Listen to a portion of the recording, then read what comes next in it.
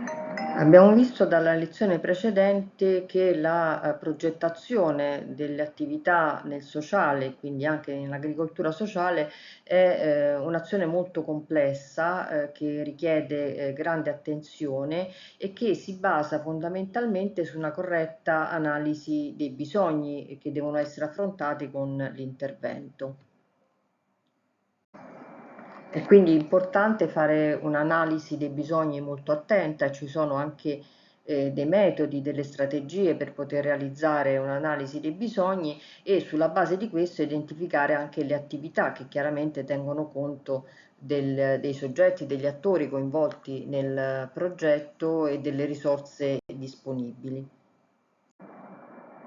L'analisi dei bisogni è infatti essenziale per identificare i problemi, ma anche le aree di miglioramento, le cause di invece questioni che non funzionano o anche per individuare possibili opportunità su cui intervenire con un progetto, un intervento, una politica. L'analisi dei bisogni può anche essere fondamentale per identificare le motivazioni, le aspettative e può essere utilizzata come una linea guida per il comportamento delle persone. È sicuramente un'attività molto complessa perché non è sempre molto chiaro il significato di bisogno di questa parola e l'analisi dei bisogni non è un'attività come dire, chiara e condivisa dai partecipanti che poi possono essere coinvolti nella sua realizzazione. La difficoltà nel fare un'analisi dei bisogni corretta inizia proprio dal fatto che esistono differenti interpretazioni del concetto di bisogno. Ad esempio, secondo alcuni il termine indica la mancanza di determinate risorse materiali o non materiali che sono necessarie in senso obiettivo o soggettivo per certi soggetti che possono essere individui oppure gruppi per raggiungere uno stato di migliore benessere o efficienza o funzionalità rispetto allo stato in cui si trovano in quel momento. Questa mancanza può essere come dire, accertata, rilevata dalle stesse persone che la vivono oppure da altri per conto loro. Secondo altri invece il concetto di bisogno deve essere riferito a problemi sentiti dagli individui e dai gruppi che possono essere affrontati in modi differenti e non necessariamente soltanto, come dire, riempendo un vuoto. L'esempio che si fa in questi casi è dire che, non so, molti giovani non trovano lavoro perché non conoscono le lingue e hanno bisogno di formazione nelle lingue straniere. Questo non è necessariamente vero, intanto perché i giovani sono tanti e diversi e molti conoscono le lingue molto bene, ma anche perché ci sono probabilmente degli altri fattori che determinano la difficoltà ad accedere a un posto di lavoro e quindi si tratta in qualche modo di una risposta immediata legata al fatto che esistono poi soluzioni formative, come dire, preconfezionate che possono essere fornite in queste occasioni. Diverso è appunto invece ragionare sul problema per cui un determinato gruppo di giovani, quindi non i giovani in generale, ha difficoltà a trovare lavoro e quindi cercare di capire quali sono ad esempio i problemi relativi alle reti di relazione, al contesto specifico in cui si trovano, ma anche alle competenze che questi giovani hanno o alle richieste del mercato del lavoro, però è un'attività molto più complessa che si focalizza non tanto sulla mancanza di, in questo caso, formazione o di competenze, ma si focalizza sui problemi che le persone hanno. Ci sono inoltre interpretazioni diverse del concetto di bisogno perché sono molte le discipline che si occupano di questo tema e quindi vengono generate tantissime varianti del significato che sono spesso anche intercambiabili o confuse fra di loro, utilizzati nei contesti in cui non sono stati creati, su cui non è stata fatta quella determinata riflessione. È importante comunque considerare che i bisogni sono direttamente o indirettamente la causa dell'azione sociale, cioè sono in grado di svolgere una funzione motivazionale che spinge qualcuno ad agire, a fare un'azione di tipo sociale, di cambiamento sociale. Quindi sono molto importanti ed è importante definirli. Appunto da queste differenti interpretazioni però emergono anche molte dicotomie anche molto conosciute, fatte soprattutto di opposti come bisogni primari o secondari, essenziali e non essenziali, reali e fittizi, quelli riconosciuti o quelli non riconosciuti, che sono definiti anche latenti in qualche modo. Questi contrasti forse non sono poi così utili, cioè quando facciamo l'analisi dei bisogni non è che li dobbiamo classificare fra primari e secondari, è chiaro che siamo tutti d'accordo nel dire che il bisogno di mangiare e di bere è un bisogno primario, ma sugli altri bisogni fare questa classificazione forse non ci serve. Tutto questo però ci serve a riflettere su chi può essere l'attore, chi possono essere gli attori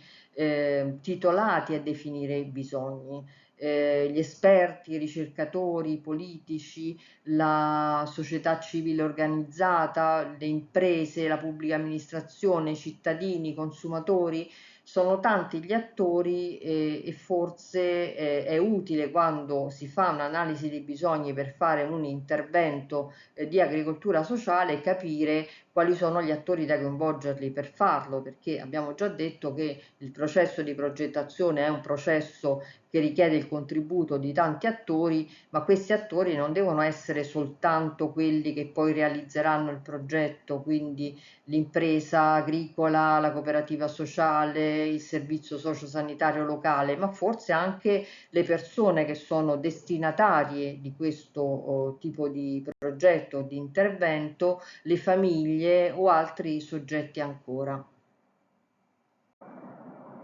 C'è quindi un'ambiguità che dipende dal contesto,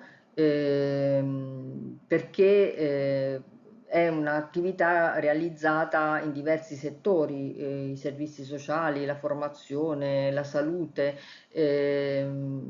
in cui appunto l'analisi dei bisogni viene realizzata, viene intesa con differenti connotazioni e viene realizzata anche in maniera diversa, tant'è vero che vengono utilizzati anche dei termini diversi, valutazione dei bisogni, analisi dei bisogni sociali, valutazione dei bisogni formativi, valutazione dei bisogni del territorio, analisi dei problemi di una comunità, di un territorio, valutazione dei bisogni di salute, verifica diagnostica e così via, che in qualche modo ci danno il senso, il significato che assume in questi contesti, ma anche ci fanno capire come ci sono tante sfumature di cui tener conto quando ci approcciamo a questo tipo di attività. Ogni specifico contesto ha i propri esperti, le proprie tecniche, i propri modi e metodi che fanno spesso riferimento a teorie specifiche. Bisogna inoltre tener conto che i bisogni non sono qualcosa di fisso, di statico, ma che i bisogni sono percepiti in una comunità o da una persona in maniera diversa nel tempo e differiscono in base anche alle culture o all'ambiente sociale in cui ci si trova. Il modo o la strategia che è considerata più utile per affrontare un determinato bisogno può anche cambiare nel tempo, così come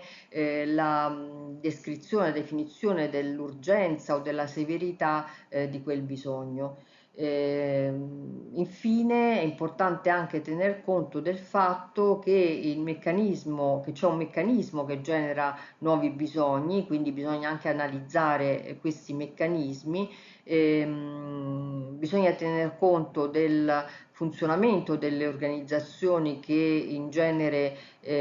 affrontano questi bisogni e delle relazioni tra gli attori coinvolti, perché spesso questo determina anche una lettura dei bisogni di un certo tipo oppure di un altro, oppure l'incapacità quasi di identificare bisogni diversi da quelli che sono stati affrontati fino a quel momento nella propria. Queste considerazioni ci fanno capire che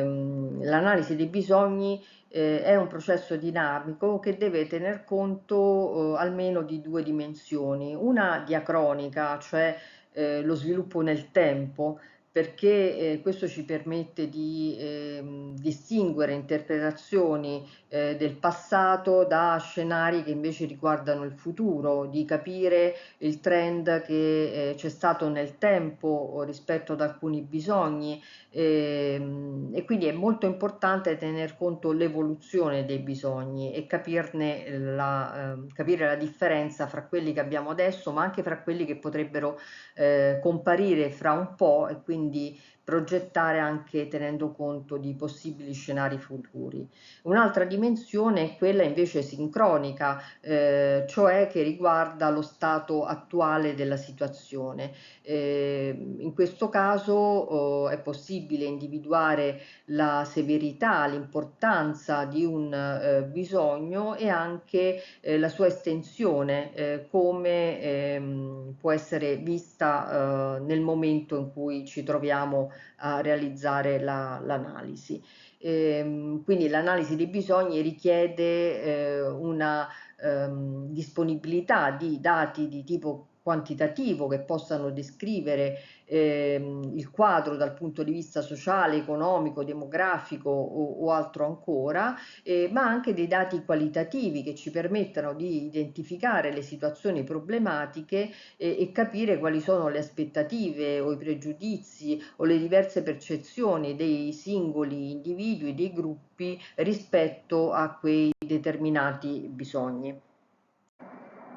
La strategia migliore è quindi quella dell'interazione tra le diverse dimensioni che consentono di costruire una fotografia completa e complessa della situazione e anche di capire i meccanismi capaci di affrontare poi questi bisogni in un modo innovativo. Lo abbiamo ripetuto tante volte, l'interazione tra i diversi attori è fondamentale e se si vogliono individuare dei progetti e delle strategie di cambiamento è chiaro che anche nella fase di analisi dei bisogni occorre mettere insieme diversi attori e interagire per fare un'analisi congiunta, condivisa tra tutti. Alcune regole, diciamo così, strategie possono essere usate per lavorare in maniera sistematica, obiettiva e trasparente nel processo di ricognizione dei bisogni, di analisi dei bisogni. E faremo alcuni esempi per capire meglio di che cosa si tratta. Ora vedremo insieme alcuni strumenti che possono essere utilizzati per raccogliere ed analizzare i dati diretti, quindi i dati che ci provengono dalle persone che possiamo coinvolgere nel nostro processo di analisi dei bisogni. Quali metodi utilizzare? La raccolta, la lavorazione e i dati sono tre distinti discorsi, questioni, sono tre distinte questioni che però sono direttamente connesse e che dipendono da ragioni di tipo politico, anche ideologico, e da ragioni di tipo pratico operativo. Per quanto riguarda il primo tipo di ragioni, ci possiamo collegare al ragionamento che abbiamo già fatto nella prima parte di questa lezione sull'importanza di scegliere insieme ad altri soggetti le attività da fare, ma partendo appunto da i bisogni individuati insieme e da un ragionamento complessivo fatto insieme, che vuol dire anche condividere le responsabilità. E qui siamo appunto su un livello di tipo politico e ideologico. Dal punto di vista invece pratico, operativo,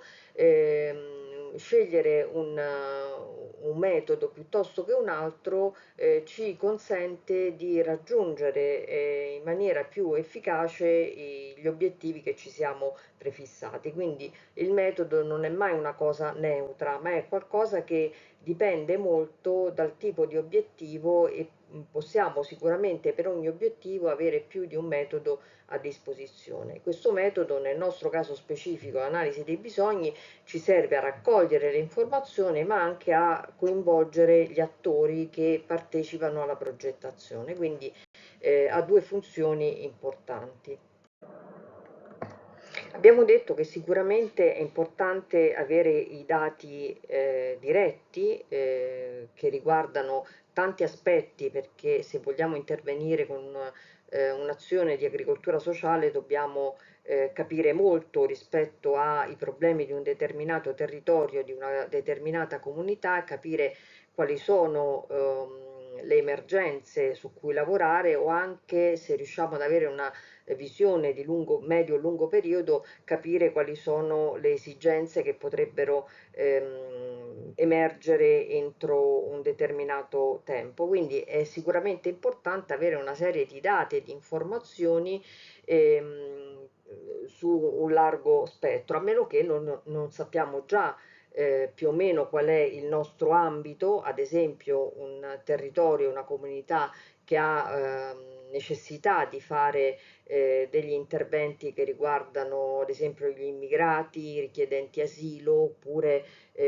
una comunità in cui ci sono molti anziani e non ci sono servizi, quindi è chiaro che possiamo già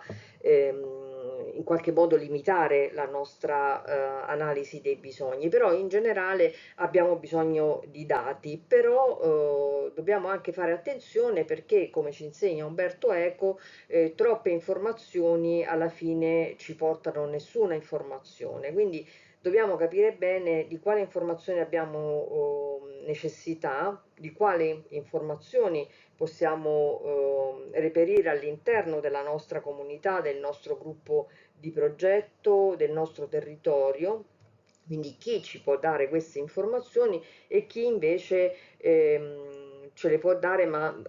da un altro punto di vista, perché si trova in un altro contesto, perché è un esperto e quindi ci può aiutare a capire. Quindi chi ha queste informazioni di cui noi abbiamo bisogno. Dobbiamo fare attenzione a non avere troppe informazioni e sappiamo che le informazioni possono aiutarci nel processo di progettazione, ma possono anche in qualche modo essere difficili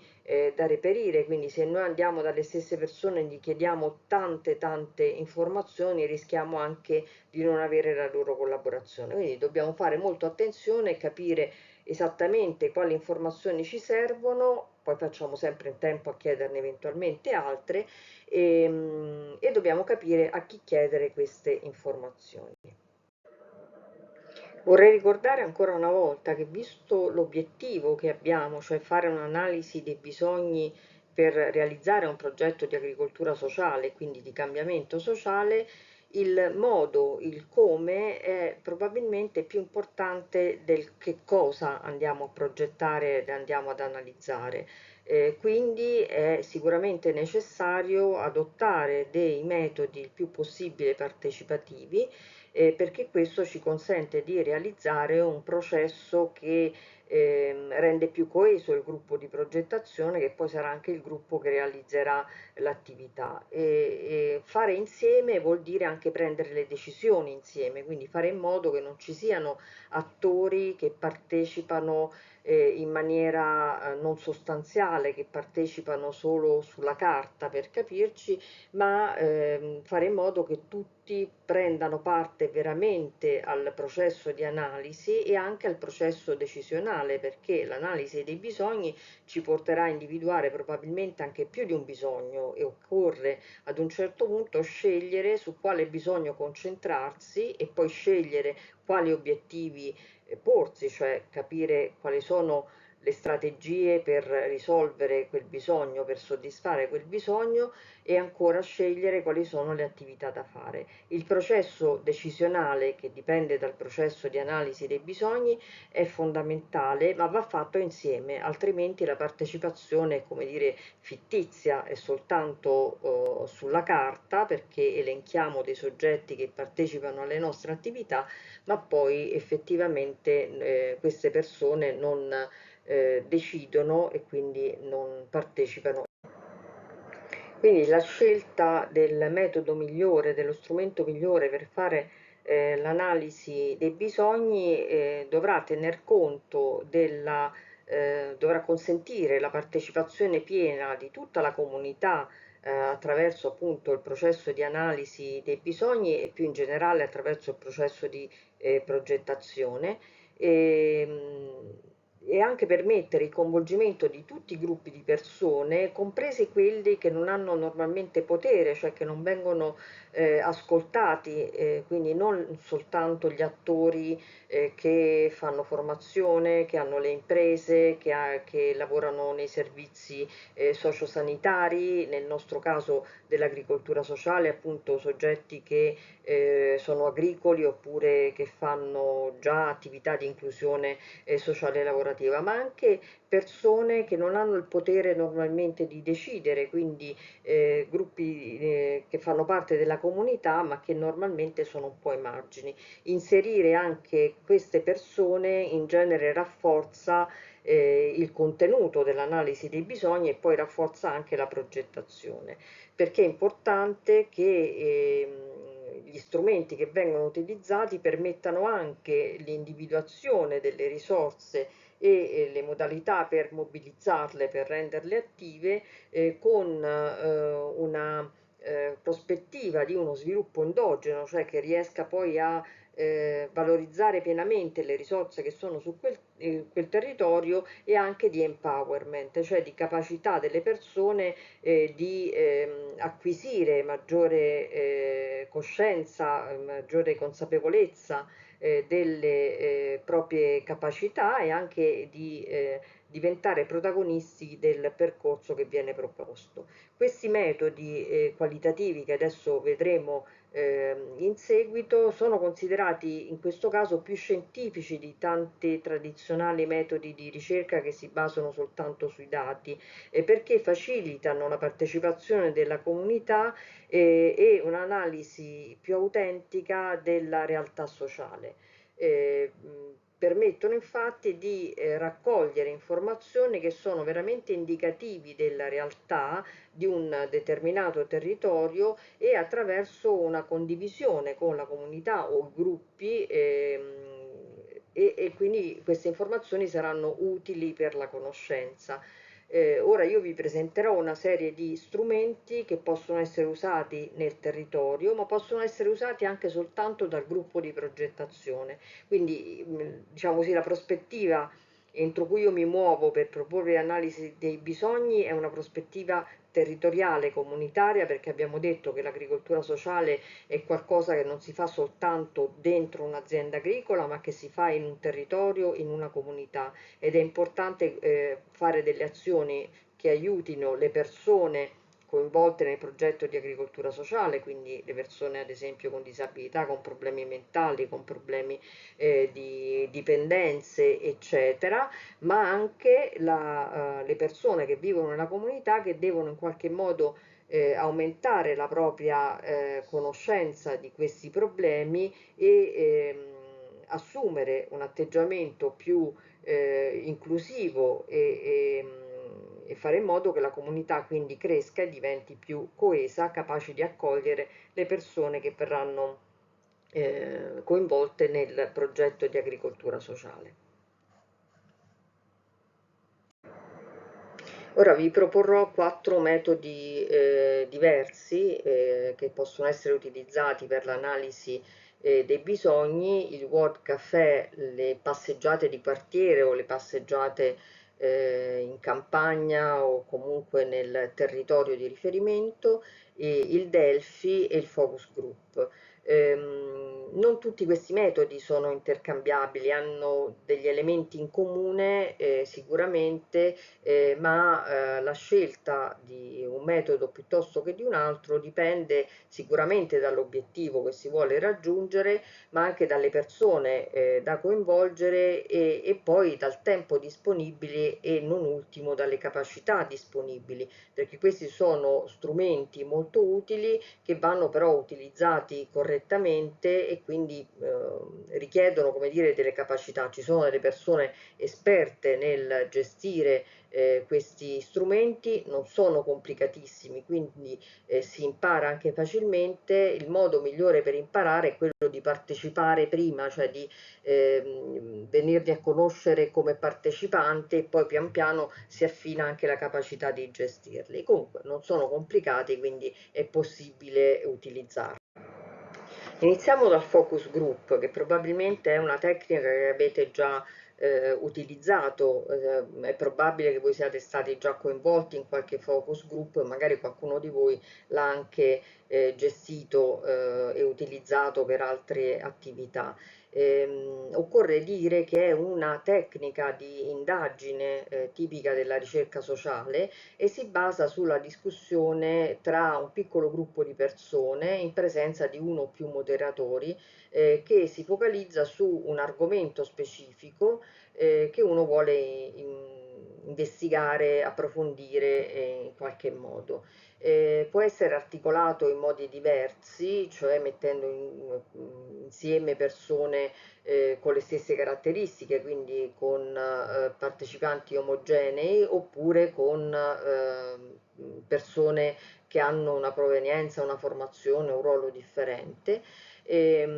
Possono essere strutturate in maniera differente, con una scaletta più o meno articolata e con un tempo anche più o meno lungo, e possono essere, come dire, gestite in un modo più leggero o più rigido. Molto dipende appunto dalla capacità dell'animatore, del gestore, moderatore di questa attività, e anche dai tempi disponibili e dalla disponibilità degli attori che vengono coinvolti. Eh, Può essere molto utile far discutere persone che hanno una stessa competenza, uno stesso ruolo, come per esempio può essere un focus group con gli operatori sociosanitari di un territorio, oppure con le associazioni di familiari o associazioni di volontari che appunto lavorano con gruppi di persone con cui noi vorremmo realizzare poi le attività di agricoltura sociale, oppure fare un gruppo focus con gli agricoltori, quindi gruppi omogenei. Ma è anche possibile fare dei gruppi in cui mettiamo insieme ad esempio gli agricoltori, i volontari, gli operatori sociosanitari e via dicendo. In questo caso dobbiamo fare un po' di accortezza, perché ci sono dei soggetti che sono più capaci a stare in gruppi di discussione, sono abituati anche a parlare in pubblico, che potrebbero prendere tutto lo spazio, e invece soggetti, in genere per esempio gli agricoltori meno coinvolti in attività di questo tipo, che potrebbero rimanere in silenzio. Quindi è importante fare in modo che ci sia lo spazio e il contesto giusto per poter far parlare tutti. Anche rispetto alla gestione più leggera o più come dire, rigida, ci sono indicazioni differenti, perché molto dipende dalla capacità del moderatore. Chi è all'inizio, diciamo così, è bene che segua una scaletta di domande in maniera abbastanza rigida, perché questo gli consente di raggiungere l'obiettivo e fare tutte le domande possibili alle persone coinvolte. Chi invece è un po' più esperto può anche lasciar parlare più liberamente e poi raccogliere i suggerimenti, le informazioni per rilanciare le discussioni. Comunque è una tecnica di indagine, quindi è come una sorta di intervista di gruppo in cui però la discussione fra gli attori coinvolti, fra i partecipanti è molto importante, quindi occorre lanciare delle domande e poi lasciare che le persone fra di loro discutano, perché è anche importante capire come le persone appunto pongono le questioni che individuano, come gli altri reagiscono a questi problemi che vengono evidenziati, perché noi stiamo utilizzando il focus group proprio per l'analisi dei bisogni, quindi possiamo chiedere quali sono i problemi che ci sono, quali sono le mancanze che vengono sentite, cercare di indagare molto più a fondo, e quindi la discussione che si innesca fra le persone che partecipano al focus group è molto utile per capire anche l'entità di questi problemi che vengono evidenziati, la condivisione fra i diversi partecipanti, e quindi sarà più facile poi, tenendo conto anche di questi aspetti, poter scegliere alla fine. Sicuramente è utile fare queste attività, ma non vanno fatte come una semplice riunione, cioè deve essere esplicito per chi organizza e per chi partecipa che si tratta di un focus group, e quindi l'attività deve essere registrata, deve essere poi fatta anche una trascrizione totale, completa della discussione che c'è stata, e fare una classificazione semplice oppure incrociata degli elementi che sono stati evidenziati durante la discussione, fare un piccolo report. Può essere anche utile condividere questo report, questa sintesi, con le persone che hanno partecipato, e poi si possono fare delle integrazioni, perché possono emergere degli argomenti, ma poi rileggendoli può risultare necessario magari fare delle integrazioni, quindi potrebbero essere fatte delle interviste soltanto ad alcune persone, oppure raccolti dei dati di altro tipo, in modo da avere un quadro dei bisogni il più completo possibile. Inoltre ci sono delle tecniche di analisi computerizzata, quindi ci sono dei software che ci permettono anche di inserire dentro le trascrizioni dei focus group o anche delle interviste, e poi tirar fuori dei grafici che evidenziano quali sono gli argomenti principali, e nel nostro caso quindi quali sono i bisogni principali sui quali si concentra più l'attenzione dei diversi attori, e questi software ci permettono anche di capire quali sono gli attori che si focalizzano attorno a un tema piuttosto che a un altro. Il secondo metodo che vi propongo è il metodo Delphi, che generalmente è utilizzato per individuare degli scenari che immaginiamo per il futuro, che quindi può essere utile anche per individuare i bisogni e poi costruire delle strategie a lungo termine. Si tratta di una comunicazione strutturata, che vuol dire che in questo caso le persone vengono coinvolte attraverso una serie di questionari o di domande in diversi step di una discussione, senza incontrarsi direttamente. Quindi è una comunicazione strutturata e mediata, diciamo così, da chi gestisce il metodo Delphi. Viene generalmente utilizzato per gruppi di partecipanti abbastanza omogenei, e in genere vengono coinvolti degli esperti o dei decisori, ma con il termine esperto non dobbiamo pensare soltanto al professore universitario o al grande esperto. Nel nostro caso gli esperti sono gli esperti di agricoltura sociale, gli esperti di servizi sociosanitari, no? Quindi il termine esperto può essere inteso in maniera anche più ampia. Queste persone, una volta individuate, vengono coinvolte in una interazione da remoto, cioè attraverso la richiesta di compilare generalmente all'inizio un testo. In questo caso la domanda potrebbe essere di scrivere, la richiesta potrebbe essere quella di scrivere un testo per spiegare quali sono dal punto di vista di ciascuno i bisogni più importanti da affrontare, quali sono i problemi, quali sono le questioni che vanno affrontate con un progetto di agricoltura sociale, descrivendo anche gli utenti possibili e andando molto nel dettaglio nella definizione appunto dei problemi da affrontare.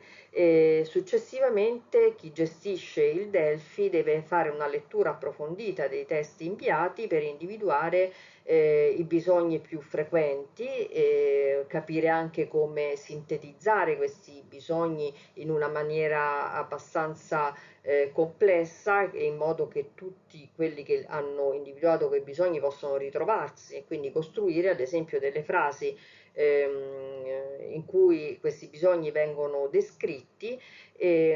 ma possono essere individuati anche bisogni segnalati soltanto da una o due persone, che però ci consentono di fare una lettura anche diversa e più approfondita della situazione che stiamo analizzando. Questi bisogni che vengono estrapolati, diciamo così, dai testi presentati dai partecipanti, vengono inseriti in una sorta di questionario con una scala Likert. Una scala Likert non è nient'altro che una scala con dei numeri da 1 a 5, in genere da 1 a 7, alle persone che partecipano gli verrà chiesto di dire quanto sono d'accordo con quel bisogno che viene proposto. Quindi un elenco di bisogni, su ognuno c'è una scala da 1 a 5, il partecipante può dire sul bisogno numero 1 sono d'accordo fino a 3, sul bisogno numero 2 sono invece d'accordo fino a 5, quindi per me è più importante degli altri. Dopodiché si può fare anche un'analisi statistica per capire quali bisogni sono più diciamo così, diffusi fra i partecipanti e quindi utilizzare anche una serie di step successivi per dare un ordine di priorità agli bisogni che sono stati individuati. Chiaramente questa tecnica richiede un po' più di tempo, richiede anche la capacità di utilizzare degli strumenti di tipo statistico un po' più raffinati, quindi è sicuramente uno strumento molto utile, però è fondamentale che ci sia qualcuno che è in grado sia di gestire la parte di costruzione delle domande da fare a chi viene coinvolto, sia poi di analisi successiva.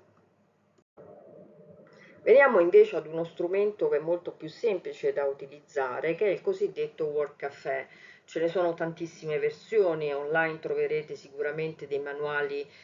semplici da utilizzare. Anche in questo caso io suggerisco sempre di utilizzarlo, di proporlo ad altri dopo aver già partecipato, perché uno capisce meglio come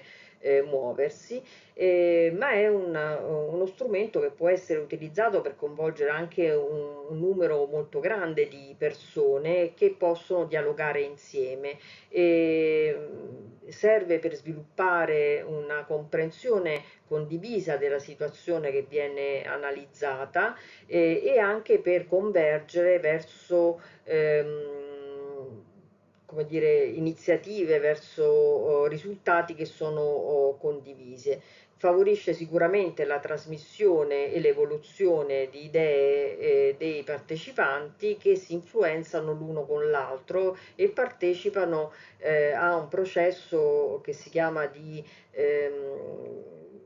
cross pollination, di fertilizzazione incrociata, diciamo così, no?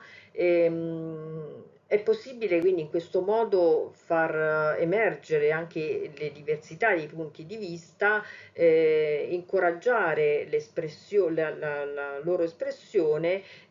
ma con un processo di confronto si può arrivare anche a convergere su alcuni elementi che si ritengono poi importanti e sui quali si possono concentrare poi le energie. Ehm, Vi dicevo appunto che ci sono delle brevi guide del World Café, quindi sarà molto semplice eh, prenderle, utilizzarle e vi metterò poi nella parte finale anche dei riferimenti, dei link per poter utilizzare queste cose. È comunque un metodo molto semplice e intuitivo perché ha delle regole di base molto semplice e può consentire di coinvolgere anche persone, molte persone con ruoli e competenze diverse e non servono degli strumenti particolari per fare delle analisi di tipo statistico, eccetera.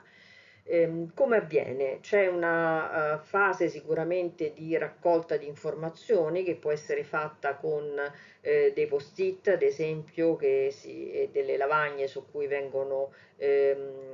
appesi e delle note degli animatori o degli altri elementi di schede per sintetizzare le informazioni e poi c'è un semplice lavoro di classificazione, di raggruppamento delle informazioni che sono state raccolte e l'eventuale identificazione di elementi ricorrenti che possono essere presi in considerazione poi successivamente per la progettazione.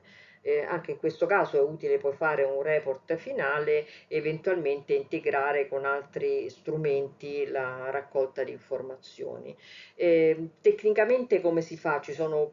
diverse varianti, però immaginiamo un ambiente molto grande in cui possiamo invitare persone magari durante una giornata che è un'iniziativa di comunicazione, di coinvolgimento del territorio e le persone possono essere lasciate libere di fermarsi in tavoli diversi in cui si discutono alcune questioni. Nel caso dell'utilizzo per l'analisi dei bisogni, ad esempio, possiamo immaginare delle piccole stazioni, dei piccoli punti in cui i partecipanti possono fermarsi e trovare un animatore, un moderatore della discussione. In questi punti ci sono dei cartelloni e ci sono a disposizione dei pennarelli e dei post-it. Nei diversi punti possiamo porre delle questioni, ad esempio quali sono i bisogni che riguardano la popolazione più anziana di questo territorio, oppure in un altro quali sono i servizi che ci sono in questo territorio, in un altro ancora porre un'altra domanda specifica che riguarda appunto o le attività, i servizi, le strutture che ci sono presenti e quelle che mancano, o anche le problematiche proprio che possono essere viste, non so, potrebbe emergere che c'è un problema di criminalità oppure di criminalità percepita, oppure che c'è un problema di occupazione, no? Cioè dobbiamo lasciare aperta anche la possibilità di fare elencare più problemi di tipo diverso. Dopodiché, appunto, le persone che si sono fermate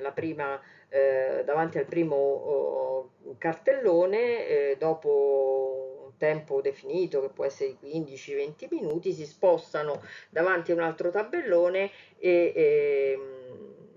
quelli che stavano da un'altra parte, cioè svolgono una sorta di circolo, no? Si spostano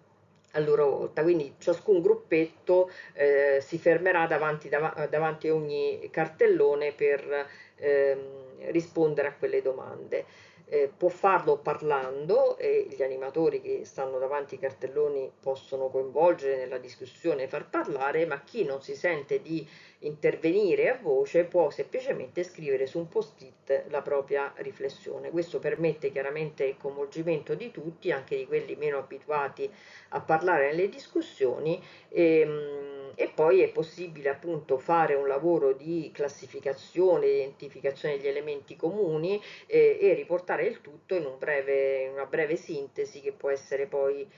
consegnata anche a tutti, divulgata e può essere implementata con altri strumenti. Il World Café è molto utile se si fanno iniziative in un territorio, ad esempio pensate ai gruppi, ai GAL dell'approccio leader che molto spesso utilizzano strumenti di questo tipo perché per decidere quale tipo di iniziativa fare hanno bisogno di coinvolgere non solo i comuni, i servizi sociosanitari, eccetera, ma un po' tutta la comunità e bisogna capire che cosa la comunità si aspetta e che cosa, quali sono i problemi su cui vuole concentrarsi, i problemi che sente di più. L'esempio che vi avevo fatto in qualche lezione precedente è un esempio di un GAL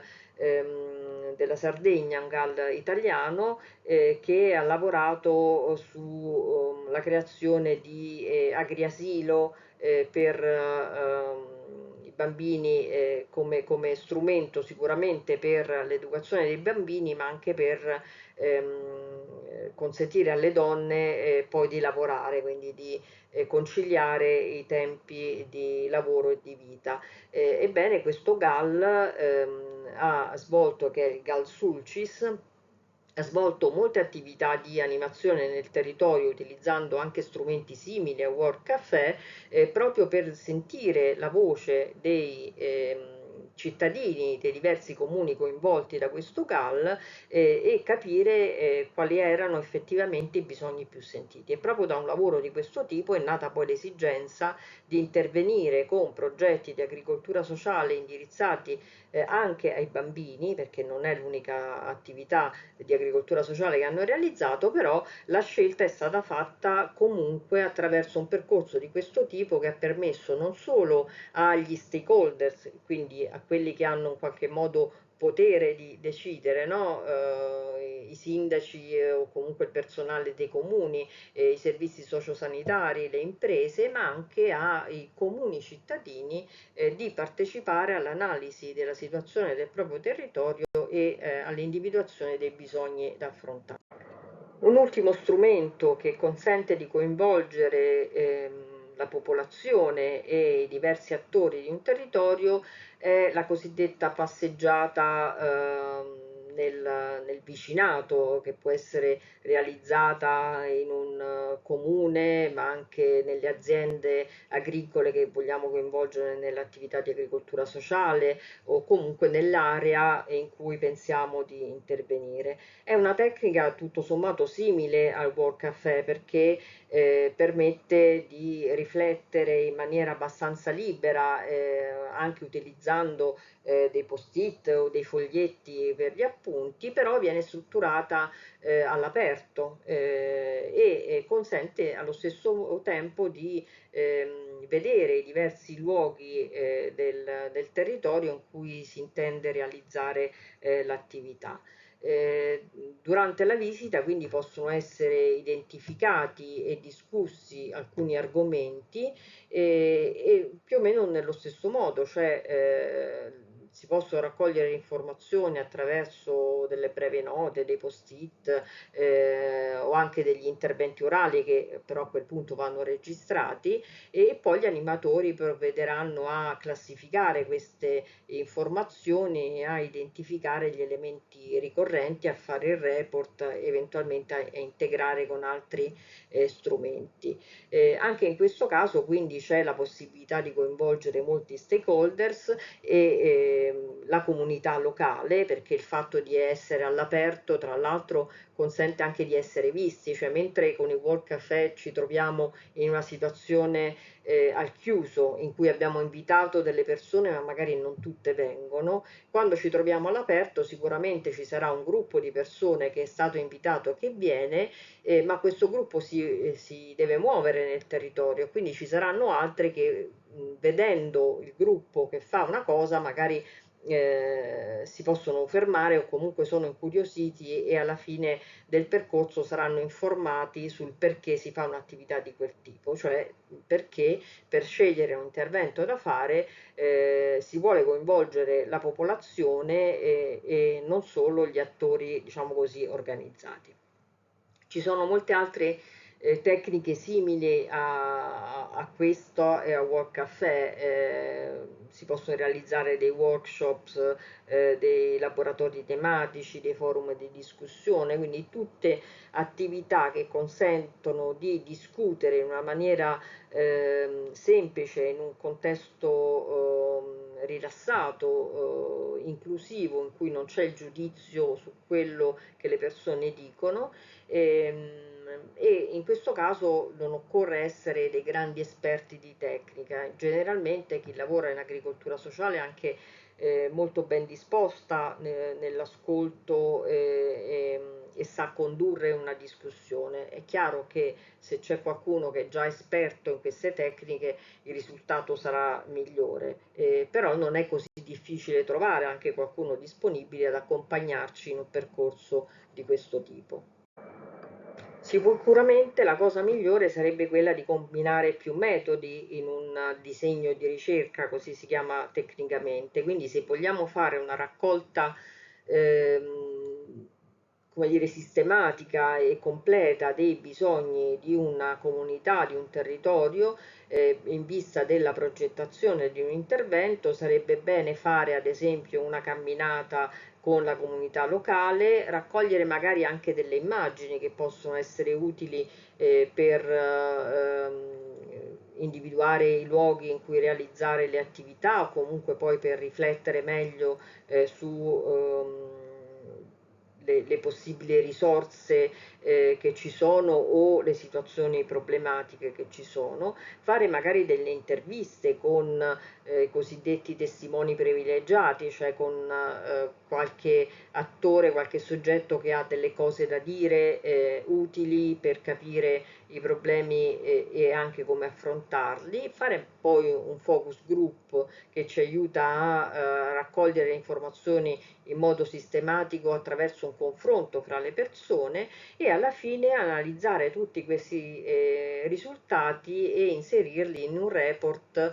che accanto a dei dati statistici che si possono trovare sulla popolazione, sull'età della popolazione, l'occupazione, le strutture disponibili, i tipi di servizi sociosanitari, i tipi di imprese in cui potremmo includere le persone, i tipi di prodotti che vengono realizzati, le tendenze dei consumi e qualsiasi altra cosa pensate possa essere utile per completare questa situazione, ci daranno un quadro complessivo che potremmo anche pensare di presentare in un workshop finale in modo da discuterne ancora o comunque di condividere quello che noi abbiamo raccolto attraverso un percorso partecipato. Ancora qualche considerazione generale che riguarda la necessità di avere più punti di vista. Nella ricerca sociale si parla di triangolazione delle informazioni e delle conoscenze. Che cosa vuol dire? Che se ci mettiamo soltanto noi a tavolino sicuramente avremo una visione parziale e se anche andiamo a chiedere a qualcuno nel territorio, ma che sia soltanto una persona di un'impresa, ad esempio, avremo soltanto il suo punto di vista ed è invece importante che le informazioni prevengano da più fonti per essere valide e veramente utilizzabili. Quindi riguarda in qualche modo la triangolazione dei dati proprio, quindi l'importanza di avere dati che vengono da più fonti che siano relative agli stessi fattori, però per esempio su tempi differenti, contesti e situazioni differenti. La triangolazione deve riguardare anche il metodo, quindi ad esempio utilizzare più metodi di indagine, collezionare più dati con più tecniche ci può permettere di avere più certezza sul risultato di questo processo e allo stesso tempo avere più ricercatori o nel caso di un gruppo di progettazione avere più attori attorno al tavolo o attorno sul territorio per analizzare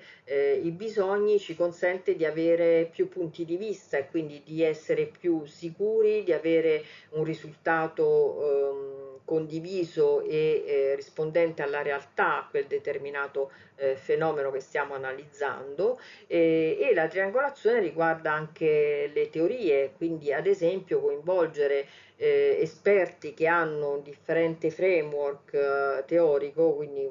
una formazione anche diversa e qui non parlo soltanto di esperti di nuovo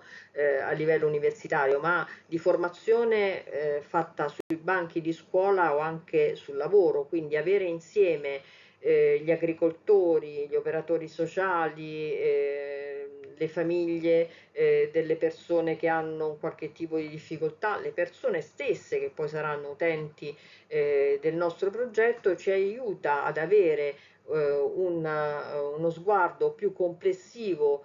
alla realtà e quindi a individuare in una maniera più efficace i bisogni su cui dobbiamo intervenire.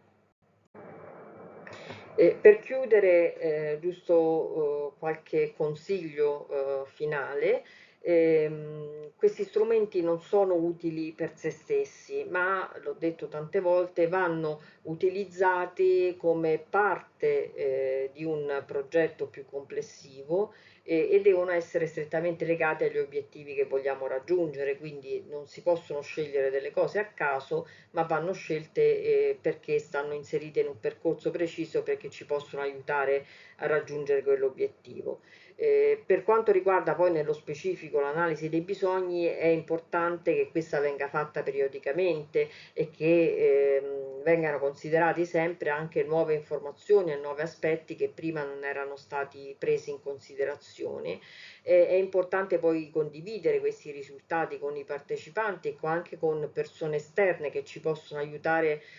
a capire meglio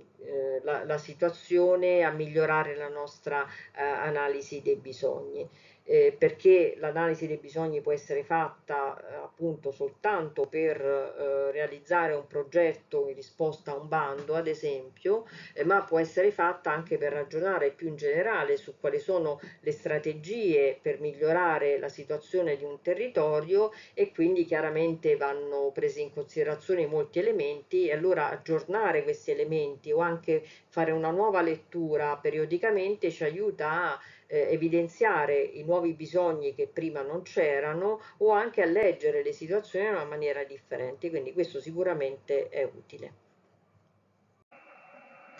Come vi avevo detto prima, ho comunque messo dei link per trovare dei materiali per realizzare queste attività di cui vi ho parlato. Trovate quindi un link per ciascuna dei 4 metodi, più un altro link a una pagina della Commissione europea con un elenco di altri metodi. Ovviamente andando su internet troverete molti altri manuali, linee guida per realizzare queste attività anche nelle vostre lingue nazionali, quindi questi sono tutti link con materiale in inglese, ma sarà facile anche trovare le versioni in italiano.